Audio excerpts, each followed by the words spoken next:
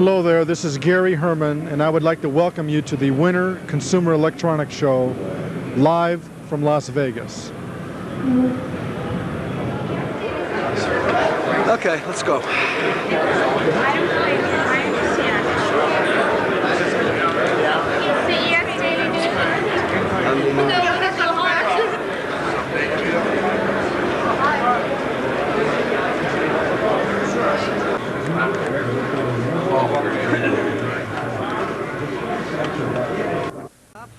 As we always do is the Sony booth, which has quite a bit of nice equipment to look at this year. And in a couple seconds we're going to have Mr. Randy Watkins come on camera and show us what's going on. We're here at the CES show, January 85, talking with G. Roach from Sony Corporation. We're here with the new BetaMovie with the CCD chip in it for a little bit better pickup system. Can you tell us anything about it, Mr. Roach? Well, the CCD chip, basically in replacing the tube, you no longer have to worry about lag or burn-in.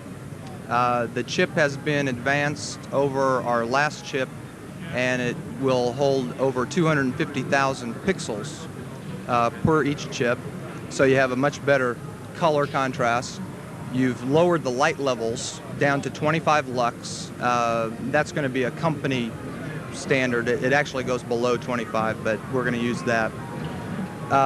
Because of the power consumption of the chip, the life of the battery, which on the tube camera was 1 hour, now the life is 90 minutes. So we've advanced the life of the battery 30 minutes just by going to the chip.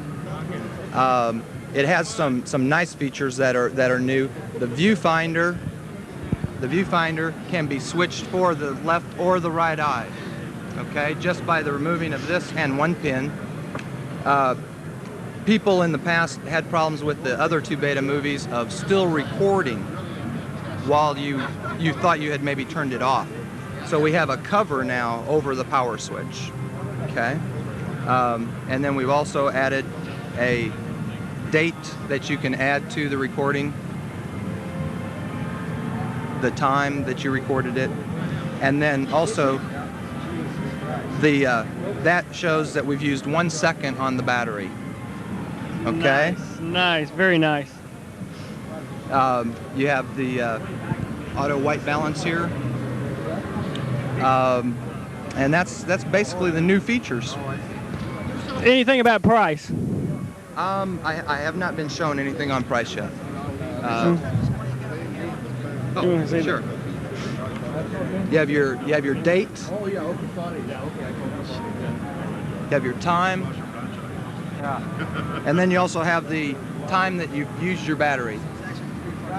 Yes. And then that records on the tape, and then you go back to off counter and you take that off. So you can just use it as an indexing tab. So basically, it gives you how much you've used, not how much you've got left on the battery, right? Correct. Okay. How much you've used. So it's not fully charged. It can be incorrect. Okay. So you want to make sure you do have a fully charged battery when you go to use it. Available? It will be available late April, May, our spring program. So y'all gonna be dropping the prices pretty good on the other ones right now? I really don't know. I really don't know. I've yet to see a program yet. We have heard rumors about a BetaMovie with playback capabilities. Any word? No, not at this time. Now this BetaMovie does have a switch for SuperBeta recordings.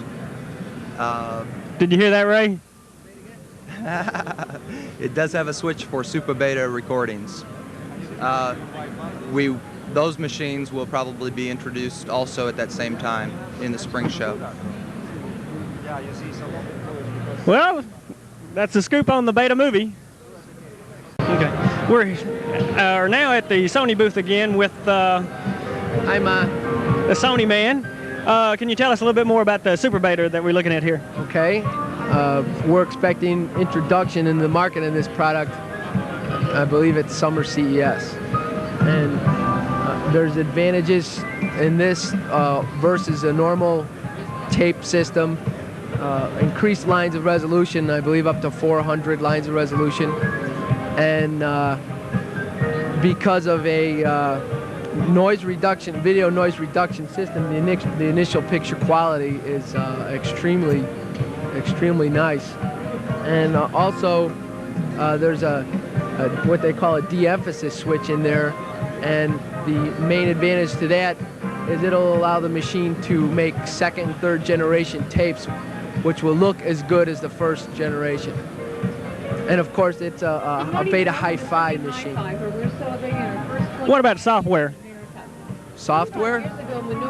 Well, the software will be initially it's compatible with the existing software, and as far as the SuperBeta picture reproduction, the main advantage will probably be in home recording. You know, to get the increased picture quality like this. It'll be recordings that are made at home or copied from other sources like a laser disc. So in other words, movies will not have the extra lines when you buy them or rent them. I don't believe it initially. It's like any other startup situation. Of course, it will play existing tapes. So. I remember how well y'all did the Beta Hi-Fi, making sure software was out there when it first came out. Right. Price range? We don't have any information on that. I really don't have any information on software. I do know that the BetaMovie camera, the 550, is also a SuperBeta machine. It will produce the picture quality that this machine will be able to play back. Well, that's it from the Sony booth. Thank you, sir. Looking piece of equipment I've seen in a long time. This is what's known as an audio-video receiver. This particular one made by Sony. And what this allows you to do is mix audio and video.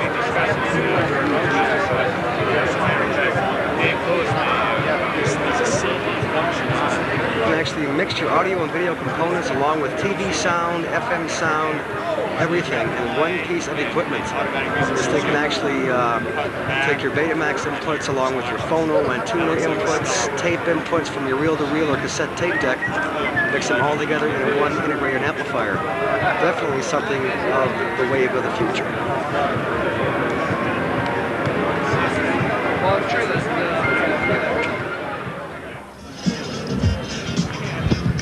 We're now in the Sanyo booth, and once again, Mr. Randy Watkins, who sells Sanyo in his store in Memphis, is going to talk to us about the new Sanyo Beta Hi-Fi, the 7500, if he wakes up. Randy, good morning. You're on camera. Thank you. Unprepared, as usual. This is the new VCR 75. It is the new Beta Hi-Fi from Sanyo. The unique thing about this, it is the first Beta Hi-Fi with a stereo tuner built in, no adapters, no extras. It is basically the same as the 7200 with the built-in tuner, stereo tuner.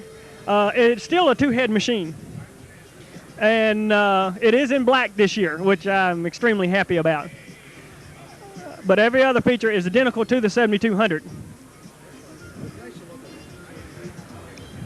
My Sanyo rep is cutting in here. Okay, 585. Yeah. So look what 7200 dropped on.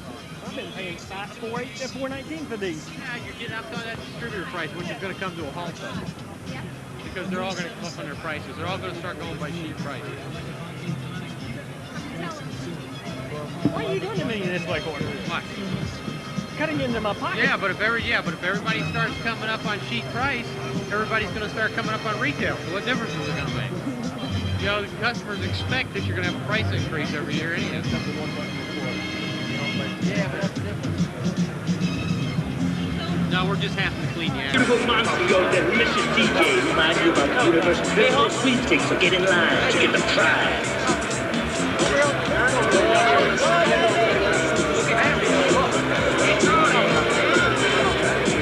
Hang on to this. I'm going with my senior man program.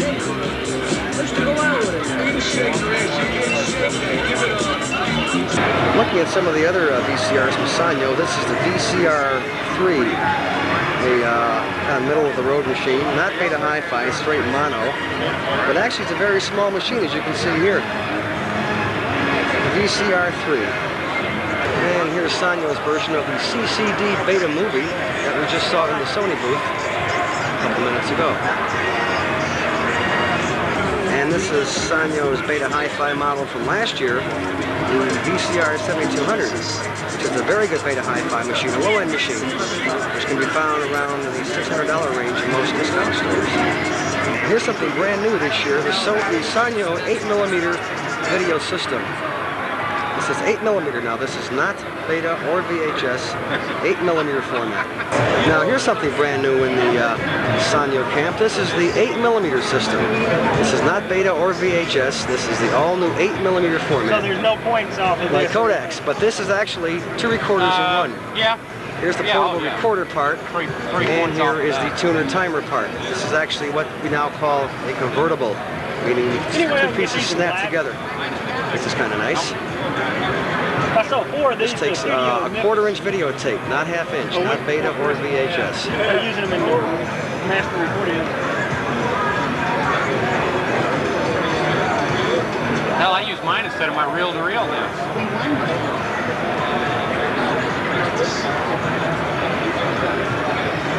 We've been selling a lot of them like that. Another Sanyo model, the 4750, with 3 heads for crystal clear freeze frame. How you doing? And all that good stuff. Again, Sanyo has always been the Beta price leader with the low-end, low-price machines, which is helping Beta to bounce back in its continuous war with VHS over the years and get some more of the market share again.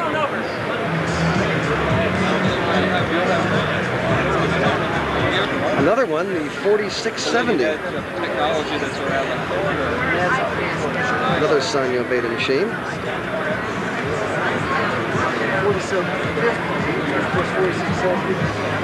And another one yet, the 4650. Well, they got enough models out this year, don't they?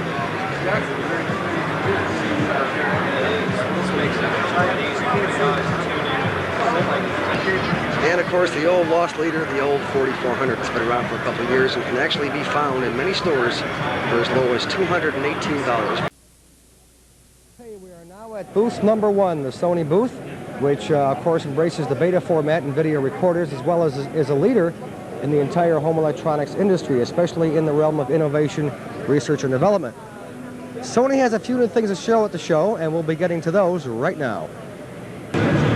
All right, live and in videotape from Las Vegas. Here we are at the Consumer Electronics Show. Hi, I'm Martin Vola for Ray Glasser and all the wonderful people here at the Winter Show here in January of 1985. And I'm with Jay. Now, how do you say your last name? Is it Sato? Sato. Sato. I'm the merchandising manager at Sony Corporation. At the headquarters in Park Ridge? Headquarters in Park Ridge. New Jersey. I handle all the Betamax products and the video cameras. What kind of machine do you have at home? An RCA or a Panasonic?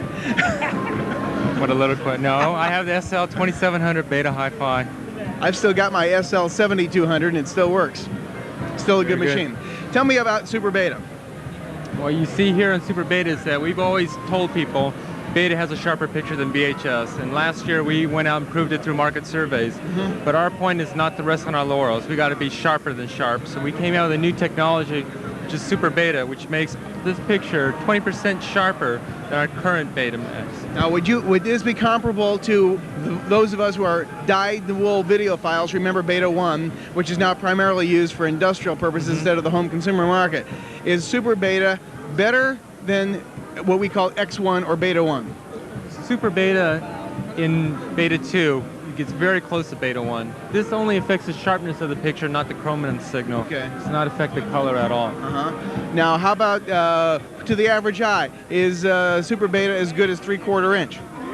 It's almost as good. I mean, you have to do an A/B comparison, and that's really up to the person. To the average eye, would you say? It's very close. Very close. Very close. Now, I understand one of the big advantages here is that now SuperBeta is recorded at Beta 2 and Beta 3, so the speeds have not changed. They have not changed. Those are still the standardized. You can have Super in Beta 3 and SuperBeta in Beta 2. But there still is no ability in a home machine to record Beta 1. No, there is not. Is there still going to be capability of playing back Beta 1? Yes.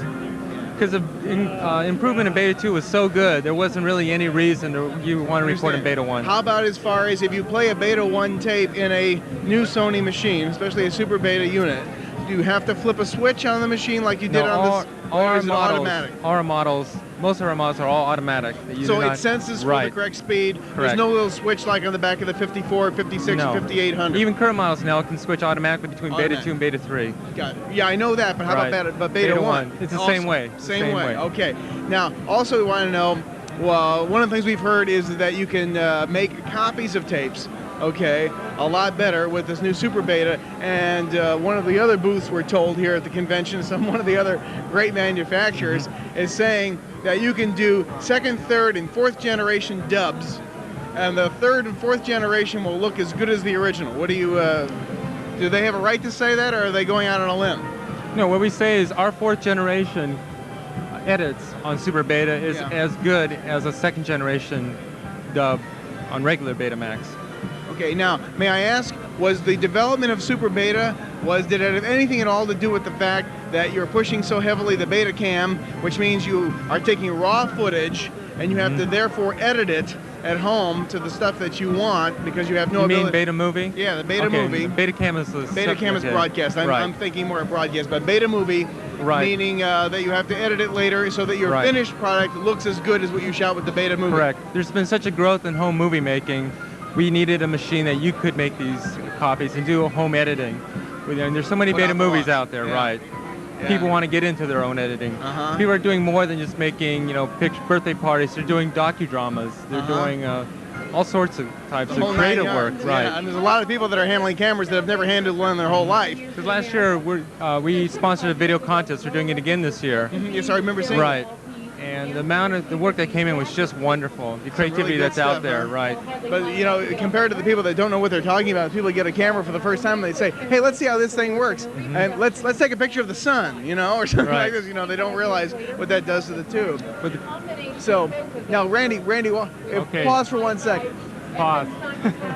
He doesn't believe in pause. All right, now one of the major things also that people want to know, for those of us who are in the format from the beginning, okay, is if you take a tape that is recorded on a regular machine and you play it in the SuperBeta or vice versa, what happens? And the reason I ask this is because I don't have a Beta Hi-Fi yet, but a friend of mine made me a dub of I got a copy of Star Wars. In fact, he let me have his original Star Wars in Beta Hi-Fi. I play it in my machine, which is not Beta Hi-Fi, but just a regular 5400. The sound sounds a little muddy. It doesn't sound real crisp and sharp. It just doesn't sound anything like it does, of course, on his system. Because you do not have a Beta Hi-Fi jack, and that's why you can't appreciate the sound. But I mean, it doesn't sound even as good as regular mono.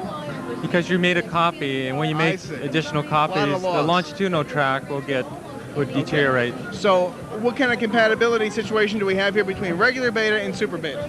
Of course, if you record in SuperBeta and play back in SuperBeta, you will get that sharper picture. Gotcha.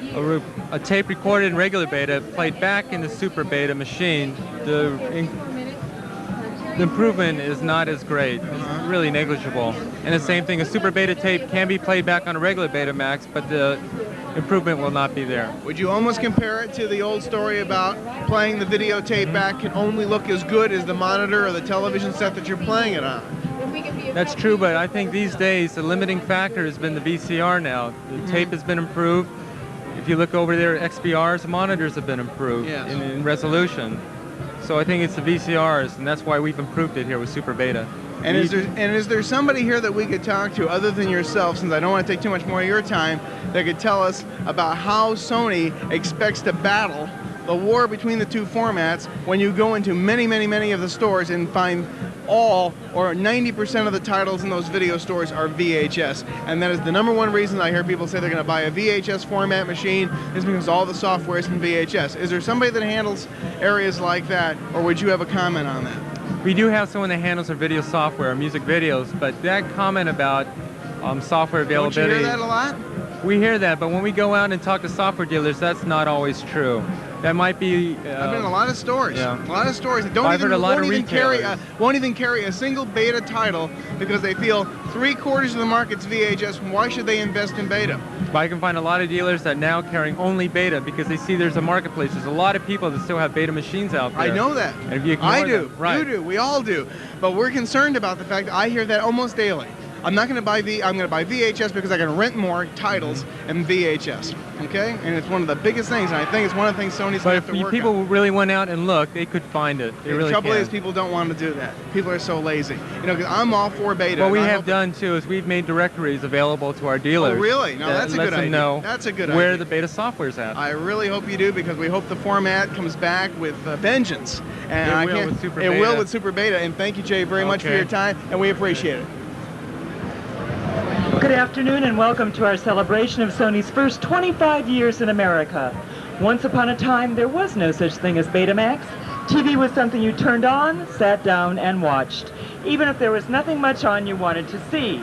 Well, those days are gone forever. Today, we watch the TV shows we want, whenever we want them.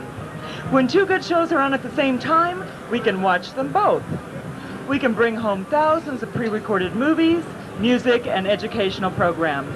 We can hear them in spectacular high-fidelity stereo sound.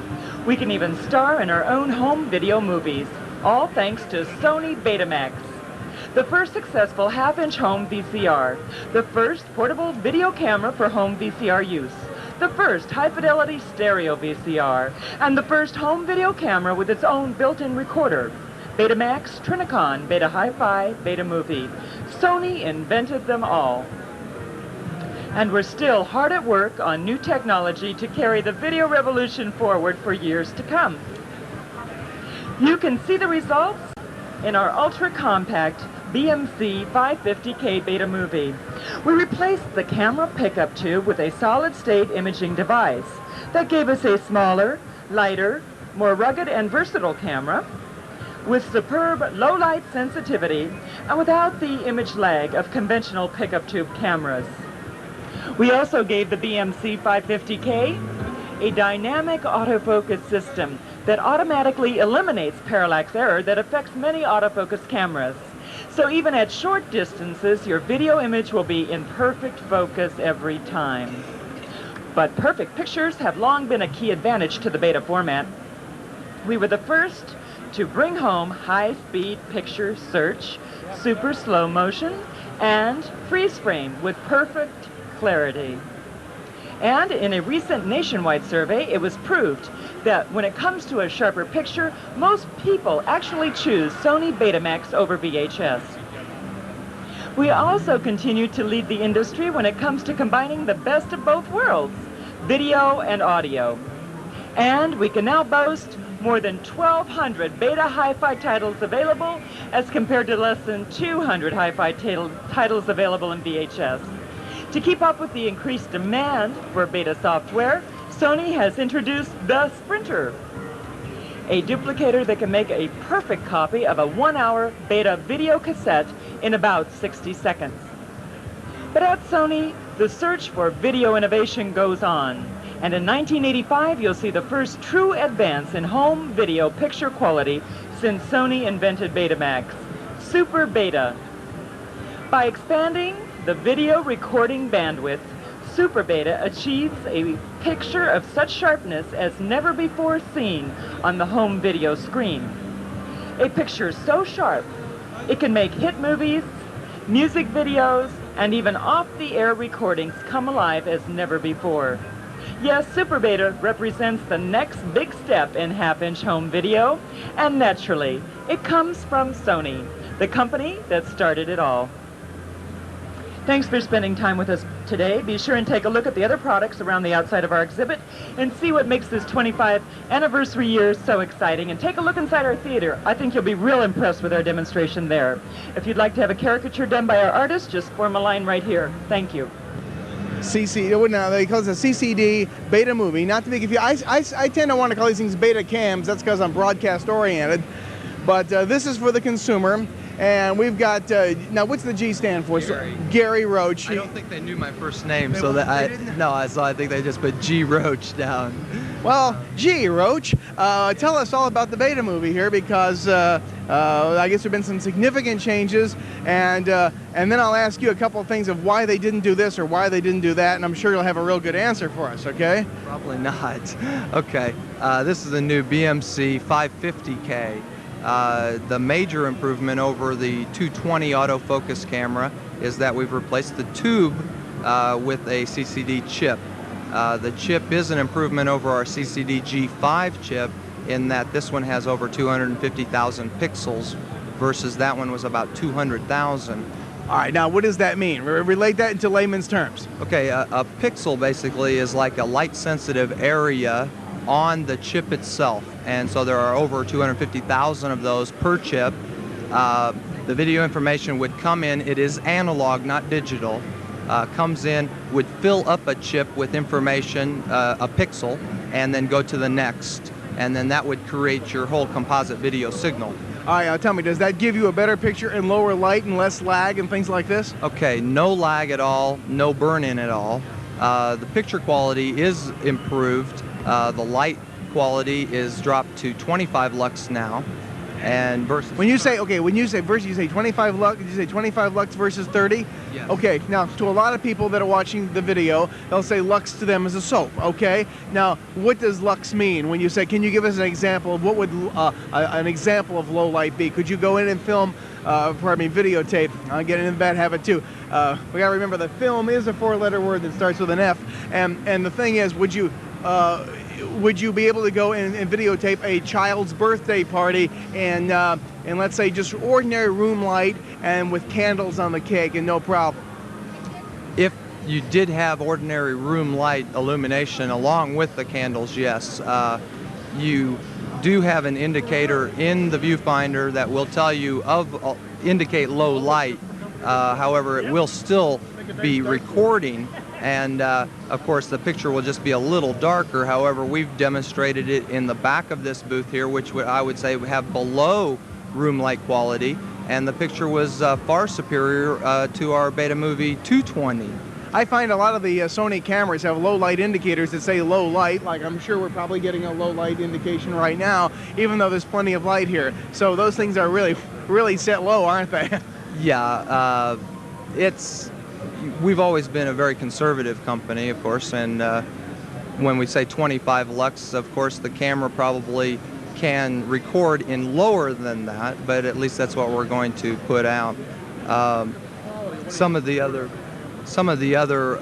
improvements that we've done here is that our autofocus mechanism now is a dynamic autofocus, so it will automatically adjust vertically up and down, so you're not always just in the very center of the picture, so you don't really have the parallaxing problem that we've had in the past with through the lens autofocus. Is there also manual focus? Can it be overridden, or is it automatic all the time? No, there is a manual focus on it, and it does have a nice feature, the same that we did have on the 220, in that, say we're in manual and you want the camera itself to take over for 1 second and focus for you. By hitting this switch for that second, it will focus that image that you're on, and then you're back into manual again. So if you change the scene, you're going to have to focus it yourself. Do we have a counter now on this thing that we didn't? I don't remember seeing a digital counter before. We can go. This is a new improvement that we've added. We'll give you the ability to record the date and the time of your recording onto the tape, and then when you go back to counter, you have to manually take that off, or it will stay on the tape the whole time you're recording, and it's in the lower right-hand corner. So it's kind of like I've done some video work for lawyers who use these encoders for the trial, so they can see that the tape has not been edited, and they have like a time clock. And of course, in professional broadcasting, to edit tape, they have these things to encode and know which frame and everything. So this is, on a consumer level, a way of encoding the tape so they remember exactly, instead of saying, hello, this is September 1st, 1985 or something, you will know the date, right? Yes, basic replacement like in film of the card or whatever you call to start and stop your taping. So you can come back later and either say, yeah, this was done on January 6th, or you can go back and say, okay, I recorded 5 days on my vacation, and I need to go to day 1, and that was the 6th. So then on your tape you can zip back to that, and then you can start your editing. It has a real-time counter of how much tape you have used, and also a battery counter that tells you how much time you use off your battery. How long do you really get on a battery when it's fresh? Okay, The CCD chip uses less power than the tube does. So an NP11, we're using the same battery. Instead of 60 minutes on the BMC-220, we now get 90 minutes on the CCD-550. 90 minutes of recording? Yes. Includes pause time? Yes. Okay. All right. So because now would you say in general that this thing is used for what I call raw footage? In other words, since you cannot fast forward this tape. Correct. You cannot rewind the tape. Correct. You cannot play the tape back. Correct. Your only two modes here are stop and record. Is that right? Okay, now in lieu of that, then would you call this basically to shoot everything that you think you want and then later go home and pick out maybe the parts that you want to save? And we thought maybe that could have been the possible inspiration for SuperBeta, which we were just hearing about moments ago, from the standpoint that when you dub, you always lose a generation of quality. Now, since you have to do a lot of dubbing with this BetaMovie, could that maybe have been this inspiration for SuperBeta? What do you think? Somewhat. I think also along with that, it would be incorporating that since home video has been introduced, there has been no change in the video quality. When Beta Hi-Fi came out a year and a half ago or so, everyone was very surprised. Geez, you've finally done something about this terrible monaural signal that we're getting, and you know, we totally did away with tape hiss. We don't have to use any type of Dolby noise reduction systems on that, and we've done that by expanding the video signal. With SuperBeta, the improvement is also coming off of expanding the luminance channel by 800 kilohertz, and in that, of course, your point, when you go back and edit, you're not going to have a deterioration of the video signal because you've just dubbed over, and also you've got the fact that finally there is an improvement of the video signal also. All right, I just bought one of these things. I'm going out on a picnic, I'm shooting all kinds of footage. I come home, I want to edit it. Do I need two home machines or one home machine? In other words, do I play it out of here into my home deck, or do I need two home decks? You would need two home decks for editing. So in other words, I can't play out of this at all because it only records. It only records, as you said before. So we have not done anything about adding a electronic viewfinder to it, and we haven't put any type of playback facilities into it. Do you see a playback coming down the line? That way somebody would not need two home machines. All they need is the BetaMovie and one home deck to be able to dub from this onto their edited master, which they'll make on their home deck. It's, you know, very hard from at least a sales aspect to say that. I'm sure that... Your job is not in jeopardy for this. I just want your own opinion. I know. I would say for sure that there is down the line going to be some type of playback capabilities probably built into the systems, especially now that we've reduced the size with the chip. Is it lighter or heavier now? It's a few ounces lighter than the 6.5 ounces of the 220 with tape and battery included. Okay, so it is a little bit lighter. How about price-wise, last but not least? We haven't been told anything about the price because they never tell these people these shows about the price. What's your guess? Is it going to be a little bit more, a lot more? I would say because we're using the same chassis, there's really not a major design difference here. The chip is a little bit more advanced than we've had in the past, and the data display system probably would add some cost to it. Could you find this for $1,200? Not at first, I wouldn't think. 14? I would think probably as the 110 and 220 came out at a suggested retail of $1,600, I would say this would be at least a minimum of that. $1,600? Yes, sir. In the beginning? Yes. Except at your favorite appliance store where you can probably get it for less. Gary, thank you very much for your time. BetaMovies in some towns, believe it or not, as low as under $1,000. The original ones, you can look for these to come down as time goes on. Thanks very much from the Sony booth. Disc video as well as audio compact discs, and they are an innovator in many ways in the electronics field. They've got something very unique to show us here at the CES show today. Oh yeah. What you're looking at is something that we've been waiting for a long, long time. A combination player that plays both your laser video disc as well as your small CD compact audio disc. Again, this is made from Pioneer. A very, very huge machine physically. Has all your little features down there telling you what's going on. As I said, this plays both a video laser disc that you can rent in your local video store, as well as your small 4-inch compact disc that is becoming the new wave of audio sound.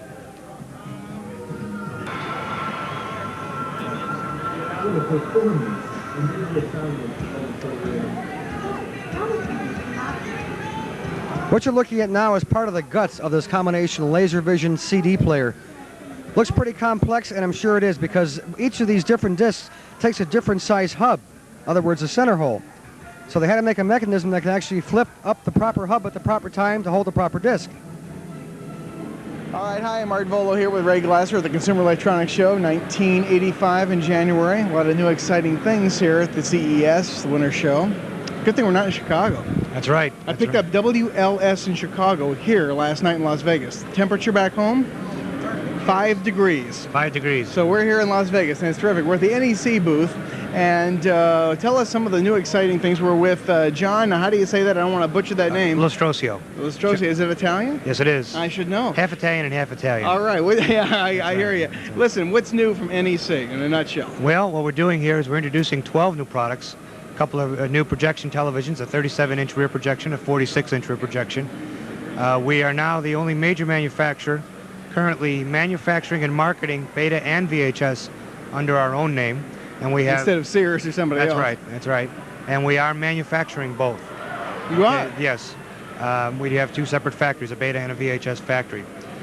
We have introduced a new Beta Hi-Fi machine, as well as another Beta Hi-Fi machine, the model N65, which includes the new SuperBeta technology. Okay, now we were looking at SuperBeta earlier at the Sony display, and we saw what they had to say about it. What is your opinion of SuperBeta, and what do you think it's going to do to the marketplace, especially for the format, which, let's face it, has had some tough times? Well, I think what we have to look at here is we still have to address the knowledge of the salesman on the retail floor. I still believe he still makes the buying decision, and I still think it's up to him to tell the consumer what's available and give the consumer the choice. As far as I'm concerned, SuperBeta is a fantastic product. We're getting now resolution in excess of 300 lines, which when you look at previous technologies, you were lucky to get 240, 250 lines of resolution. So you are looking at a significantly better picture, and SuperBeta tapes are also compatible with non-SuperBeta machines. That's what we had first heard that they were not, and then we heard the good news was that they are. Yes, so they this are. is very exciting for those of us, especially who are proponents of the Beta format. Right. And NEC has done a lot for that. All right, we're at one of the newer units. Want to fill us in? Yeah, this is our new Beta Hi-Fi VCR. This is the model VCN70EU. This is an improved version of our VC739, which recently won Video Magazine's award for the best Beta Hi-Fi of the year. So what we've done is we improved it a little bit. Inside the machine, we've taken and moved the video preamp circuit right into the head drum. So we eliminate any line loss that may occur, which previously we looked at a connecting cable of almost 1 foot. So we've now eliminated that. So picture quality is improved over the previous model, and it is stereo capable, meaning it can accept our SA84 stereo television adapter to decode the stereo and separate audio program broadcasts. So with this unit, you could record a stereo program when transmitted, when stereo television becomes in vogue, and you can record it right off the air on this unit? That's correct. And as a matter of fact, in a couple of days, we do have a station in Las Vegas that will be stereo TV broadcasting. So that's kind of exciting. Too bad they couldn't have been doing it for the show. Yeah, I think they're about 2 days off. I saw it on television in my room a couple of days ago. Briefly, this is a 4-head video recorder, so your special effects are very clear in any speed, Beta 2 or Beta 3. Okay, because I can't stand it when they make it only in Beta 3. It forces people to use what we consider to be the weaker of the speed, lesser quality speed. We do have slow motion, and we do have a very good field effect stop action, which is very clear. And we also have 2 times normal play. And the neat feature about that is if the tape that you had is recorded in Beta Hi-Fi, the audio portion of that in 2 times play will be discernible. It won't be a Mickey Mouse type. It will be at proper pitch. Let me ask you this. If you took a Beta 1 tape and played it in your machine, would it play? No, it would not. It is not Beta 1 compatible. Okay? We don't feel that's really a viable product anymore. Okay. Well, we have it. What about, yeah, what is... We have some unique user benefits of the machine, one of them being an optimum tracking meter. By switching here, you see we have a level control. And what I'll do here is I'll screw up the tracking for you. And if you look, you can see how the level is going down. And if you were to look up at the picture, you see we're losing our tracking here. By adjusting this for optimum performance, you get a visual level of when you're getting your best or optimum tracking. So this thing is set correctly when this is lit up all the way across, and we have a couple of red LEDs on the end. That's right. The most light you can get on, that assures you that you're getting your best quality tracking. And it also works in slow motion too. So in other words, instead of just sitting there playing with it and guessing whether it's right, the meter tells you exactly. That's correct. That's correct. So that's one feature we're quite excited about. As far as other features on the machine, it is a full deluxe machine. 8-event timer over 21 days, a cable-capable tuner of up to 134 stations, including hyperband, superband, and midband frequencies, and the ability to accept HRC cable, which is what's known as harmonically related carrier, which can give some people problems if you don't have the ability to receive this cable frequency. Well, that is fascinating. It sounds like NEC is keeping right up with the technology of all the others. And John, I want to thank you. Thank you. Love back to Chicago, and thanks from the Consumer Electronics Show. You. All right, here we are at the NEC booth, still with, of course, the big new exciting news at the Winter CES SuperBeta. Now, we saw that over at the Sony booth, and we're still here with John. And John, give us a little skinny on what this is a very exciting product, and I know you're enthusiastic about it. Fill us in. The microphone is yours. Thank you. Thank you. What we're looking at here is a new technology where what we've done quite basically is we've taken the luminance frequencies, which is your basic video frequencies, and we've extended them. We moved them up 800 kilohertz. What this allows you to do is the higher video frequency response you have, the better overall resolution you're going to have. So what we've done is we've taken resolution previously in the area of 240 to 250 lines, and we've increased it to well over 300 lines of resolution, which is about a 20-25% increase in picture quality. So we feel this is a significant advancement. We've taken ½ inch and really moved it up into the 3/4 inch format in terms of picture quality. This particular machine here also has Beta Hi-Fi audio. So again, you're getting the best of both worlds, the best in video and the best in audio in terms of consumer home electronics products. We will also come out with a more advanced version later in the year, which will be a 4-head super deluxe machine. Both machines will also be stereo capable, in other words, receiving the stereo broadcasts. I really think that SuperBeta is really going to give another shot in the arm to Beta. Again, we talked about it earlier. It's still up to the salesman on the floor to educate the customer and let him know that this is available. So true. Because, quite frankly, if he's not being a professional salesman and he's not doing the customer a service. Don't you find very quickly? Don't you find that is sometimes a big weakness in the sales of video stuff? You walk into the store, you're at the mercy of how much that guy knows. Sometimes you might know more by reading the video periodicals and magazines than the guy in the store. Well, yes, I feel that's very true, because I think that too many times the salesman's opinions will dictate the sale, and that's not always the right way to go. I think in video products.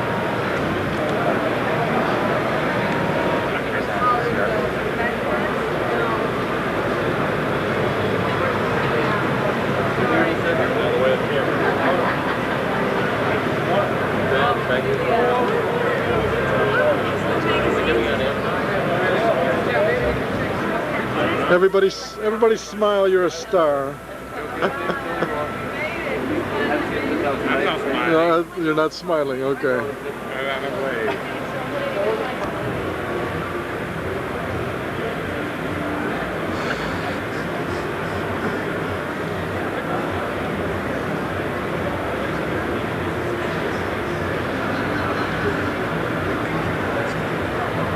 I'm going to change shoulders.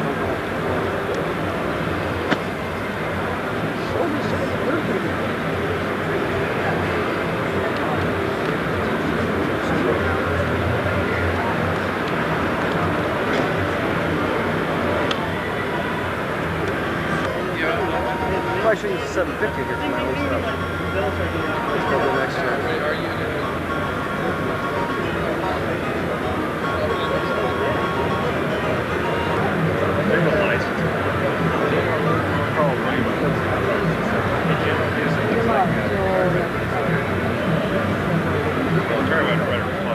From Cleveland, Ohio, of course, and this is Mr. Vincent Garfalo from Matrix Software. Matrix Software. Yeah. How do you do? Okay. And of course, we're standing in front of the new Atari 130XE personal computer. And of course, I have not read any of the literature on this thing yet, so I really don't have a whole lot of information about this. Okay, I'll fill you in. Okay. The 130XE is a 128K 6502 processor. It's 128K 6502 processor. Just like the Atari 800 XL. Just like the 800 XL. It has twice the memory. It has twice the memory. Okay. And the 65XE, which is the one sitting right next to it. Okay. It's about exactly the same. Okay, the 65XE, which is basically it's exactly the same, but it has less 64K built in. Equivalent to the Atari 800 XL. Okay, programs, you know, if it ran on the 800 XL, it's going to run on the 65XE, or on the 130XE for that matter. Okay, so anything that ran on the 800 XL or the 0800 basically will run on the 65XE and the 130XE. Okay, can you give me the retail price of the 65XE? You don't know that. Okay, you're wrong person to talk to. I'll get that from somebody else. Okay. The this has 128K. That's right. Bank switch. Yeah. Bank switch built-in memory. Right. Okay. Can you give me some of the other features of this new computer? Basically, it's just that, the Atari 800 XL, but it will work, for instance, with the 80-column monitor that we've got out there. It'll work with the 80-column monitor, okay. It's, it'll also, we've got some Atari peripherals out there, like the new modem for about $100, 300 baud, auto answer, auto dial. Okay.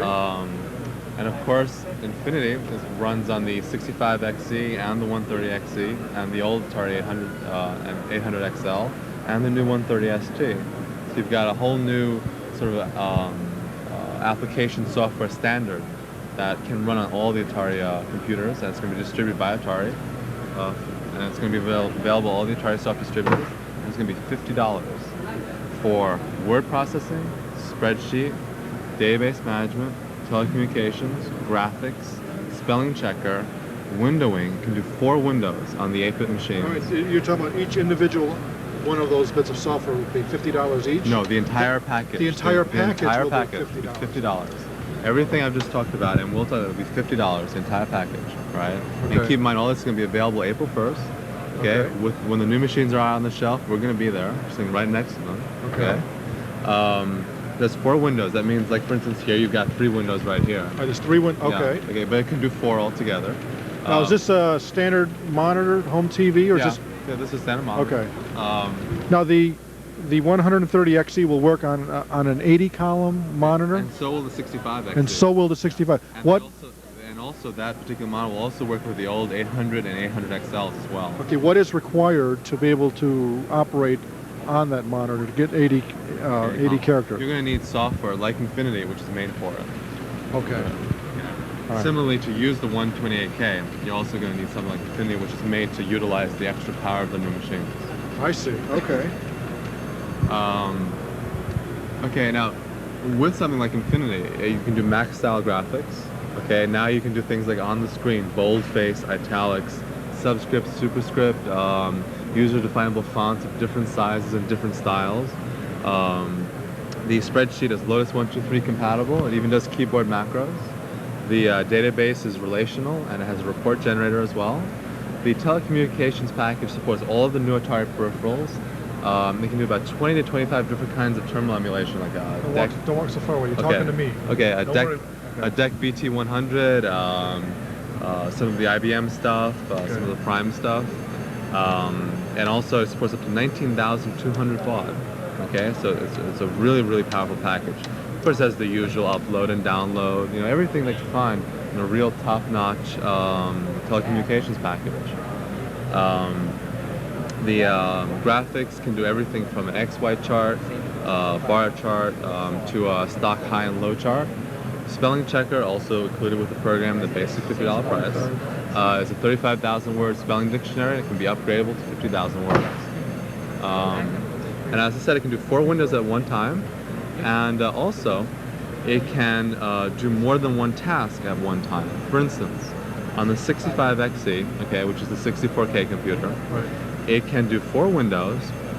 Say you can have in one window, you can have the word processor, and one the spreadsheet, one the database manager, and one the telecommunications.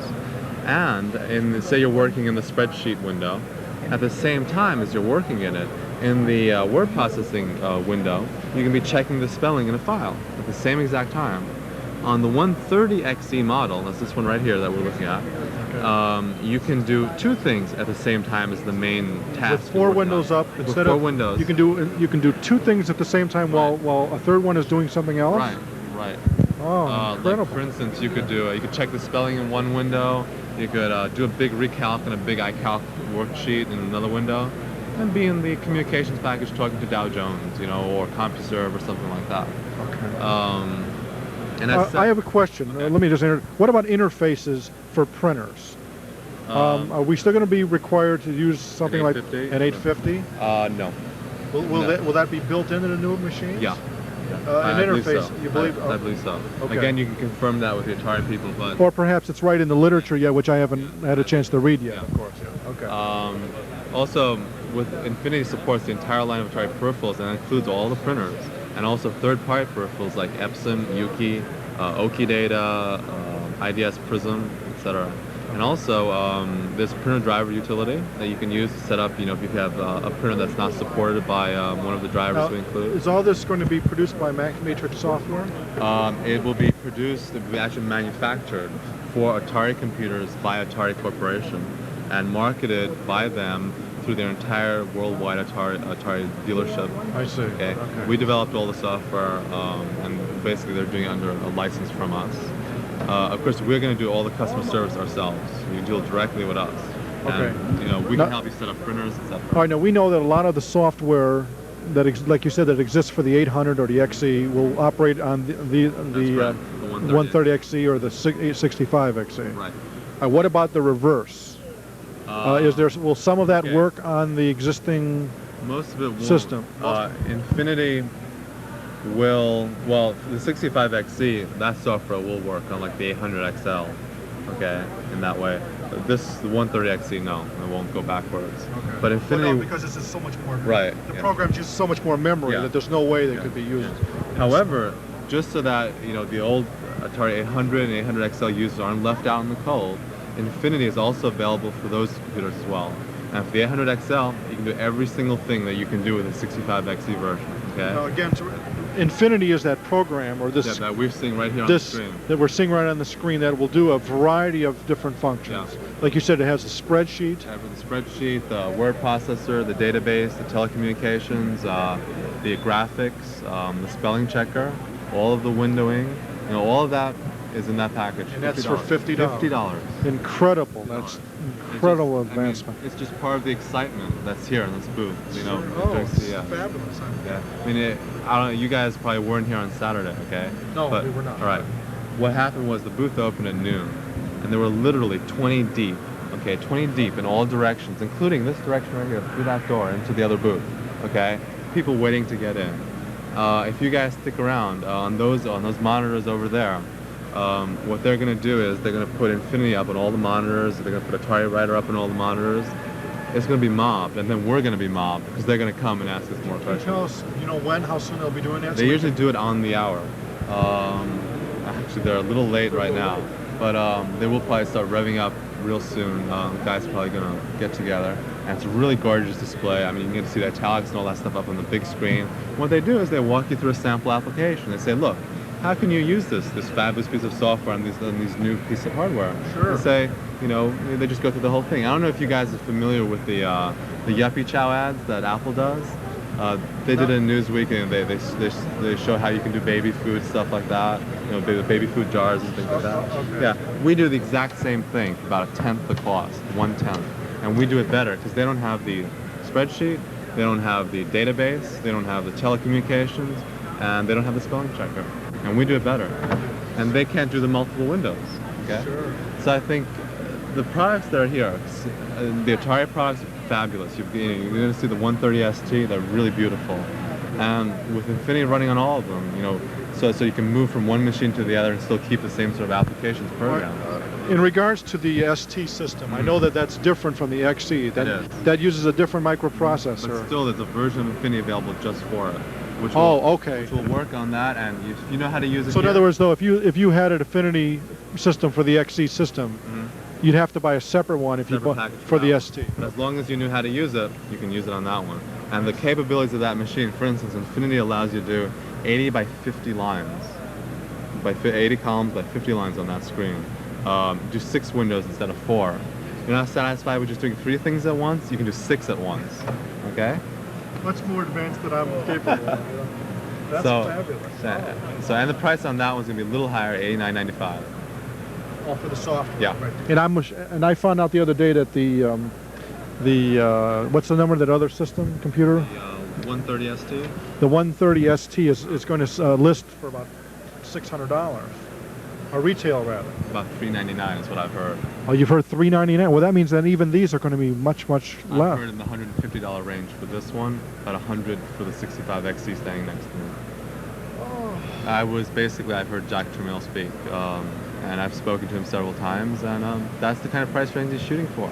I mean, what he's trying to do is and what we're trying to do too with a $50 price range is, you know, we're trying to put this software into the hands of users. You know, and we still make a profit, but we make a reasonable profit, okay? We're in business, and we're going to be here for a long time, so we support you guys when you buy our software, and we can employ our people to come out with new, nice, interesting things, and so can Atari. But now you guys can afford our stuff, okay? You don't have to spend $800 or, you know, on some cheap computer. You can get a great computer for $400, you know, a really good computer for $200. You don't have to spend $500 or $6 or $7 for Symphony. $50 gets you something better than Symphony. Okay. Do you have any knowledge yourself of add-on capability?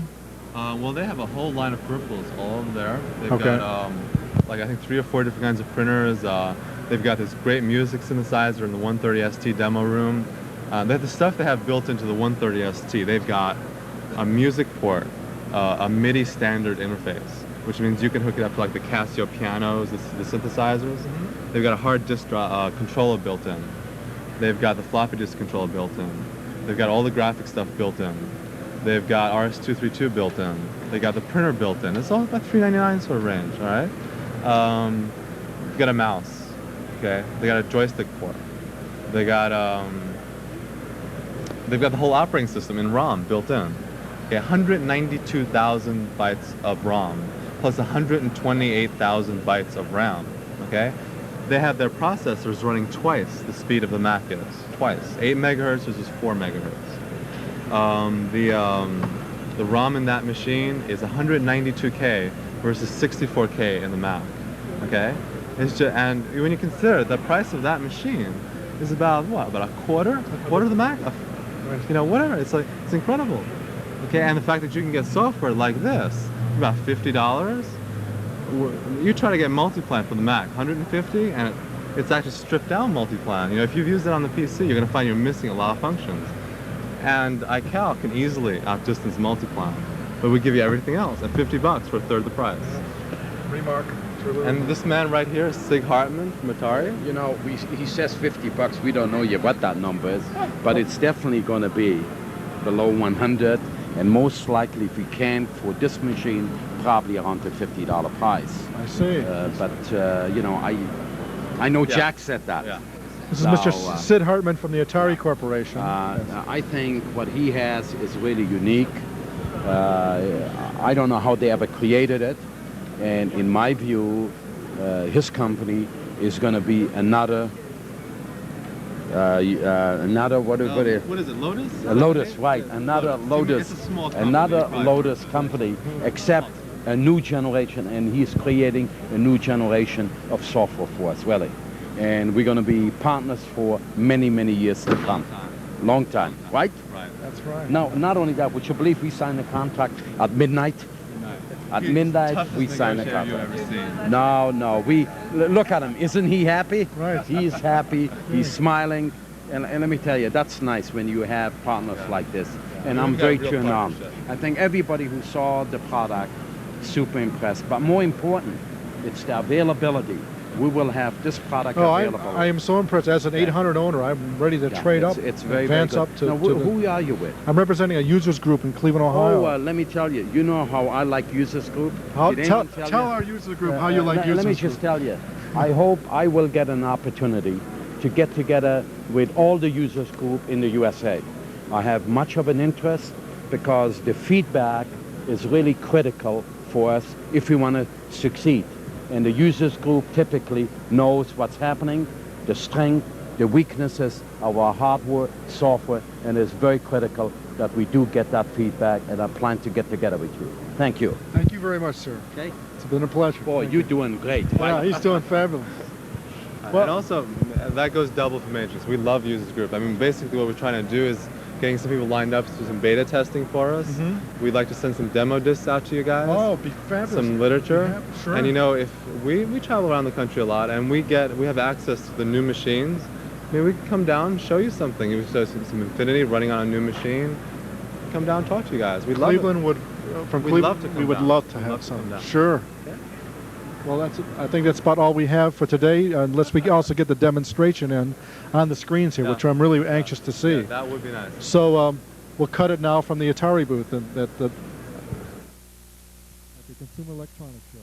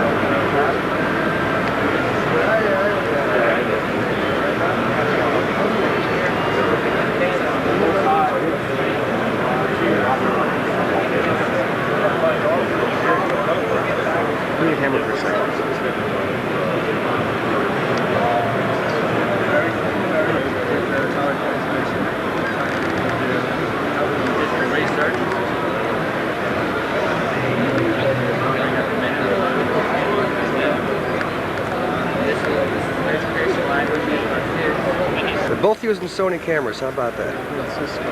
They're both using Sony cameras. What kind of decks you got down here?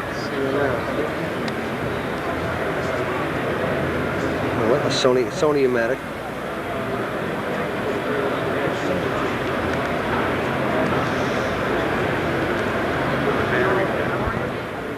What the beautiful artwork is, and then he's done some fabulous programming tricks to get the animation out of it. That graphics capability has always been in Atari computers. That's the guy I think I heard his line a little bit. It's been in those computers and has not been shown until now. Where we intend to use this demonstration as part of a point-of-sale campaign and make it available for dealers, so that they can for the customers can visually compare the Atari computer as it comes out of the box versus any other personal computer, because there is no other personal computer that can do what this machine does.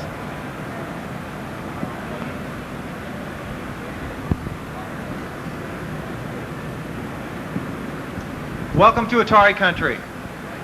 We welcome all of you to Atari Corp's first appearance in the Consumer Electronics Show.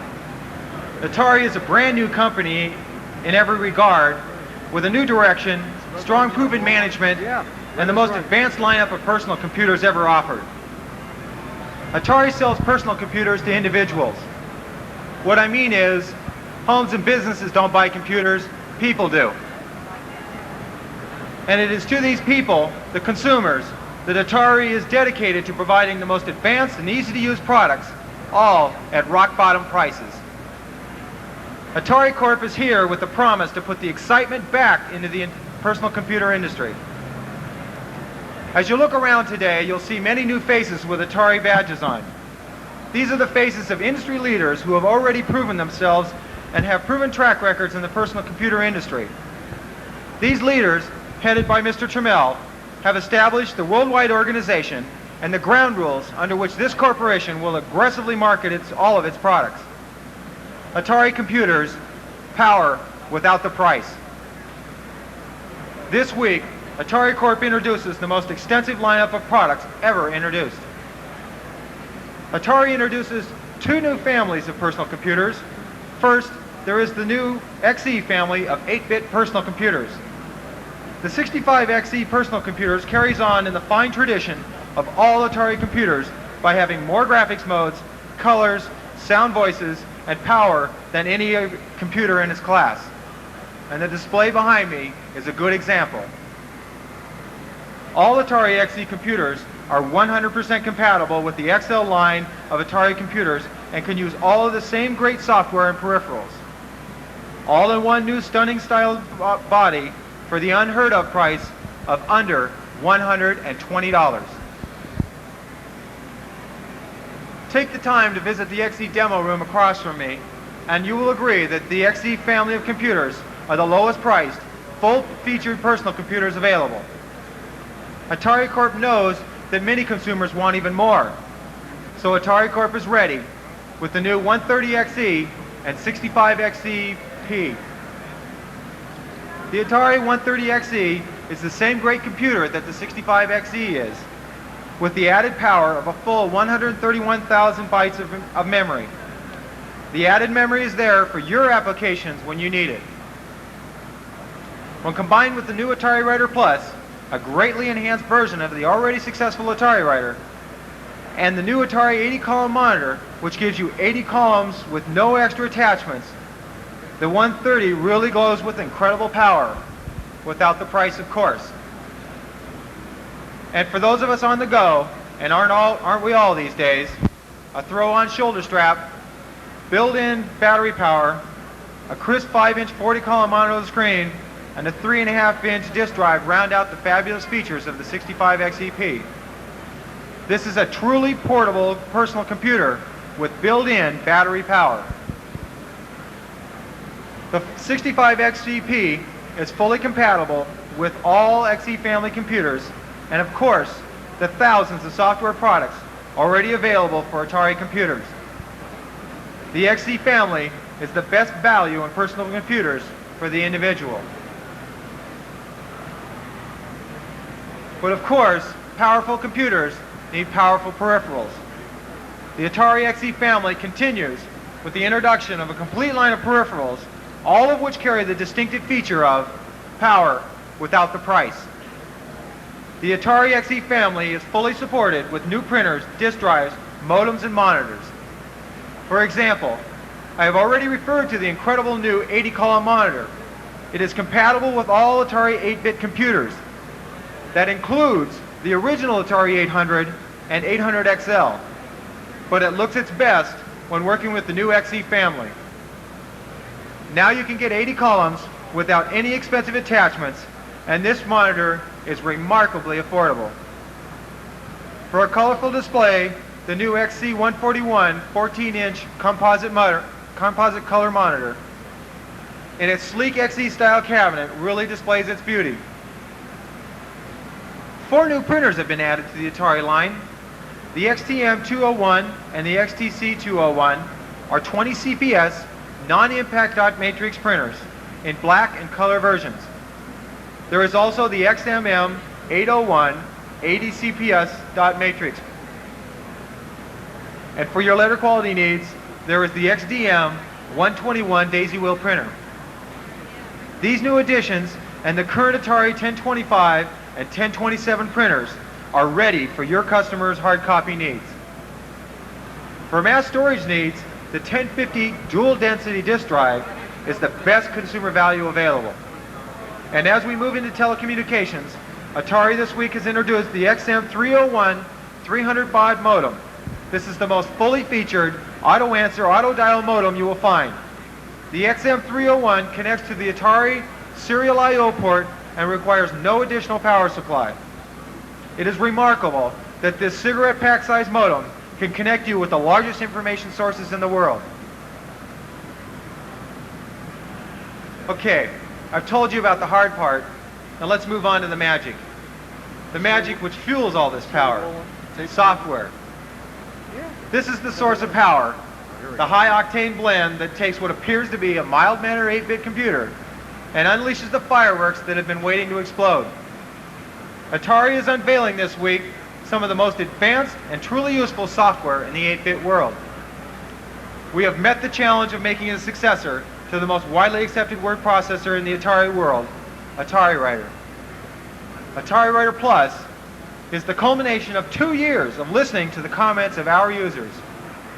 This outstanding word processor contains all of the features of Atari Writer and such features as built-in spelling checker to correct your mistakes, a mail merge to handle your multiple mailings, and an easy-to-use printer driver for custom systems. The international character set built into the XE computer is now accessible with the ability to generate custom characters also. Full 80-column editing and documents from 5 to 250 column wide are also possible. It is also designed to take advantage of the 130XE's increased memory. It will even count words for the professional writer. It is in the tradition of the new Atari to bring you these advances. We are also introducing a product that answers one of life's little necessities, paying bills and balancing the checkbook. Silent Butler can maintain your records in 3 checking accounts and 2 savings accounts. And it keeps track of the standard 1040 tax deductions and will even remind you of important appointments. It will print out your payments on your own checks with the patented check holder which is included. Other products require you buy special checks that could cost you as much as $40.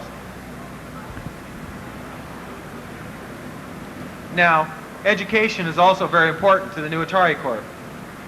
To this end, we proudly present the Music Painter. This icon-driven program allows even the first-time musician to create songs without the knowledge of music theory. 4 different instruments can be chosen and assigned for superb harmony. You can even cut and paste sections to create your own masterpiece. A selection of songs are included on the disc for your listening and tinkering pleasure.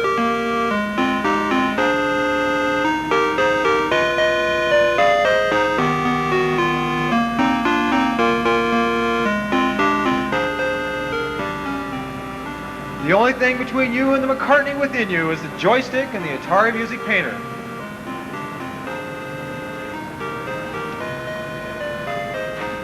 The Atari Lab Science Series is the chemistry set of the 80s. These unique modules and your XE computer combine to form the perfect lab partner for home and school. This flexible series allows continuing experimentation even with simple materials found in the home.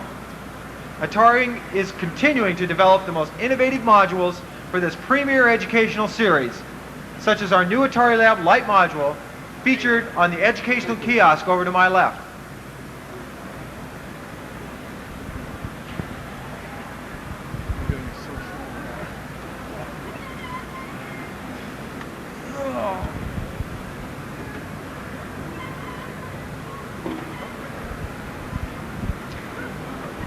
You see behind me the slogan, "Power without the price."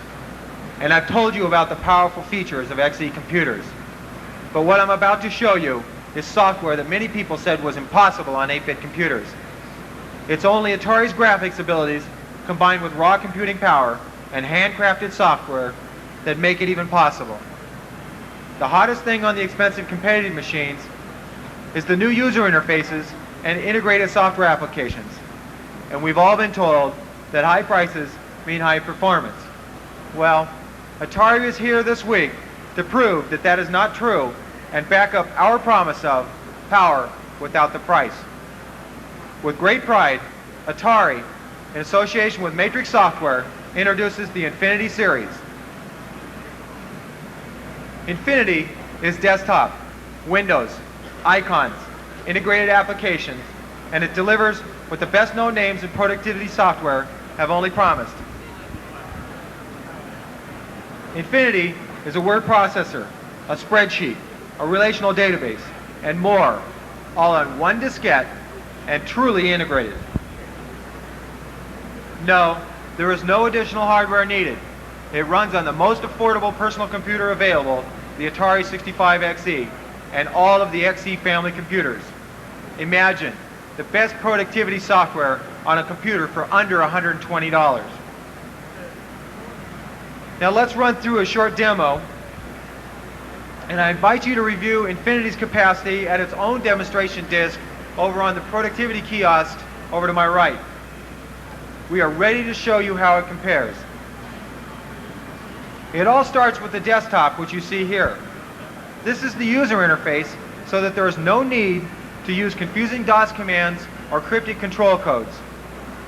Notice that the intelligent cursor moves from icon to icon as you indicate where you are heading. Now I've already paged down and back up and back to the rest of the desktop. Now new windows are opened as they are selected, and Infinity allows me to open a document by directly requesting the actual memo. I do not have to load the application first. Infinity does it for me automatically. At any point, help screens, as you can see here, are available, and everything is tagged to show you your next logical options. The help feature is context sensitive, and based on where you are in the system, it brings up the appropriate help information. So I have selected this document, which is indicated by the ABC icon next to it. What Infinity is doing for me right now is I have selected the actual document file that I'm looking for. It is loading the iWord application series and the document.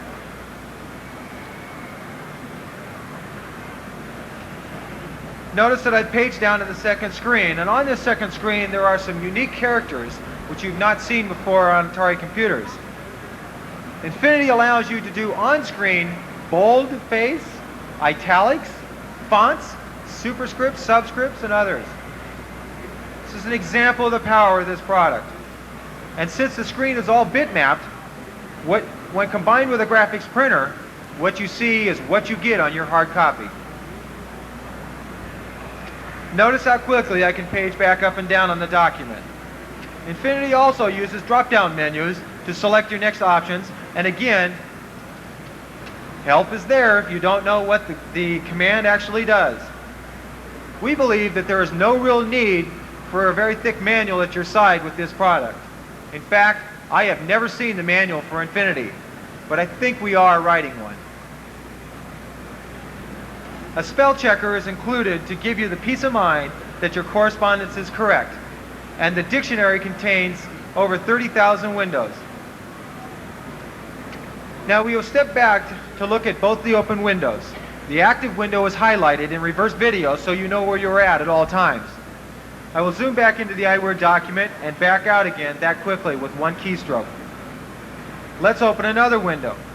First, let's go back to the desktop and select an iCalc spreadsheet. Remember that when I am moving around and selecting this spreadsheet, indicated by the 1, 2, 3 icon, that Infinity does not require me to load the spreadsheet first and then the actual file. I go straight to the file that I want.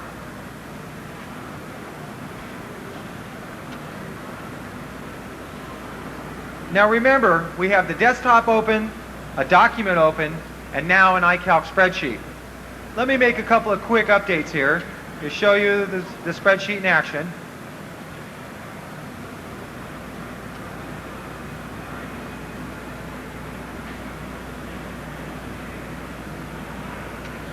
Now we see the three windows that are open. The highlighted window is again the active window.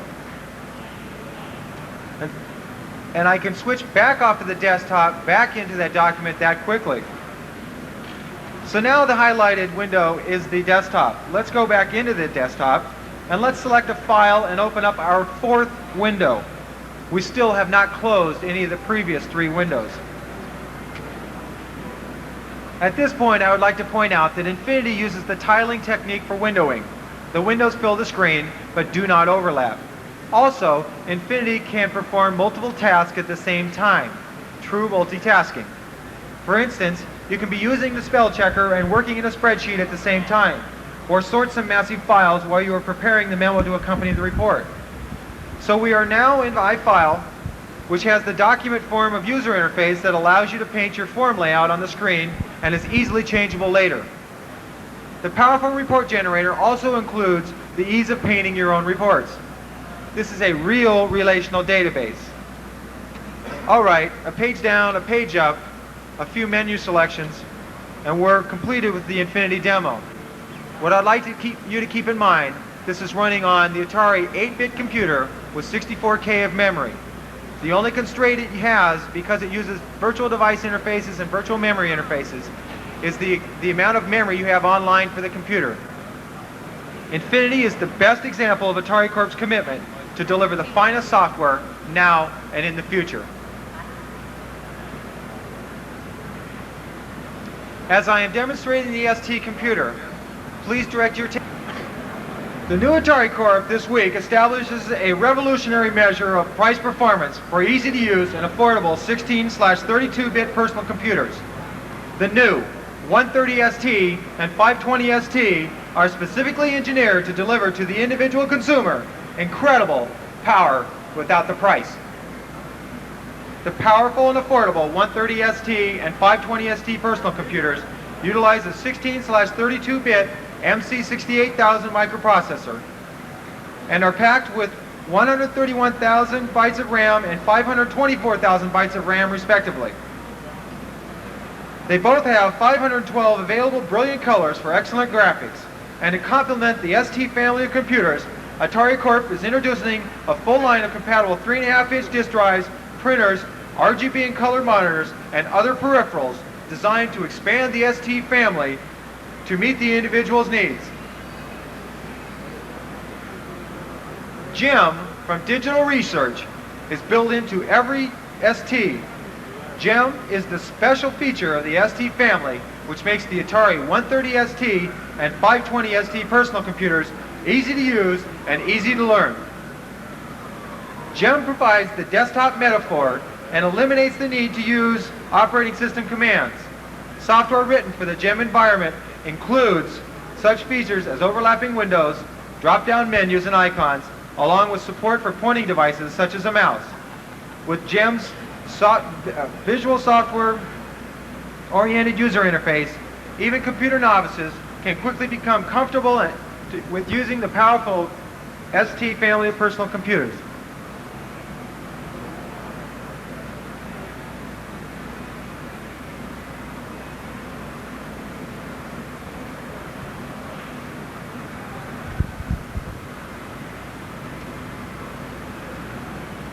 But that's not all. The ST's MIDI, M-I-D-I, the industry standard, musical instrument digital interface, controls up to 16 different electronic instruments. The intelligence of a computer combined with today's electronic music opens up the world of automated music lessons, digital composition and storage, and computer printed scores for amateurs and professionals. The ST computer turns a simple electronic keyboard into a recording studio at a price that is within the reach of millions.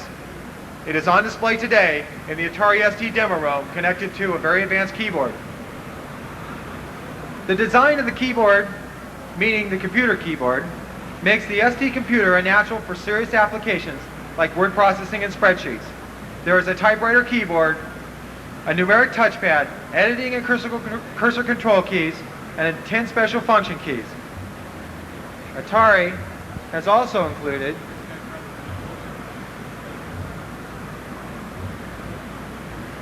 a little bit of entertainment breakout.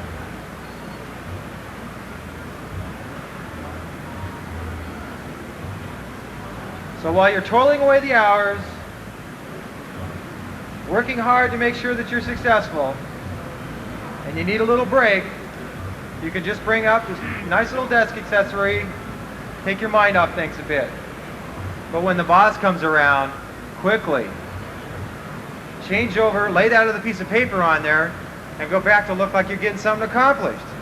But of course, when he's gone, you can go right back to where the game was and proceed. So enjoy yourselves this week. Atari is pleased to have you as a guest in our booth. And please meet with all our demonstrators. The 130XCs are off to my right, demonstrating the fabulous Infinity, Silent Butler, and other application packages. Off to my far left of the 65XE carousel, we've got the new Learning Phone, which accesses the Plato database on the most affordable computer and replaces the $10,000 expensive Plato terminals. We have many other examples of good education software there. In the center kiosk, you'll find the 130ST and 520ST. Please take the time to talk to the gentlemen that are there. They have worked many long, hard hours to bring this product to you. Our information booth is here if you have any other questions.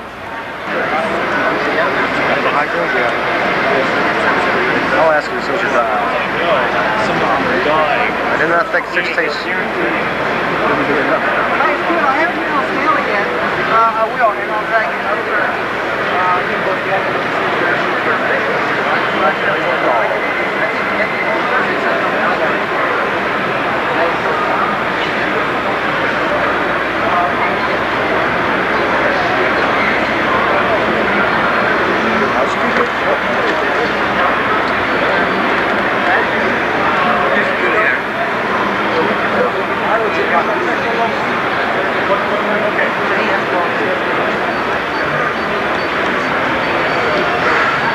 Are you still making videotape? What'd you get out of it? We're selling videotape. Okay, you'll make it.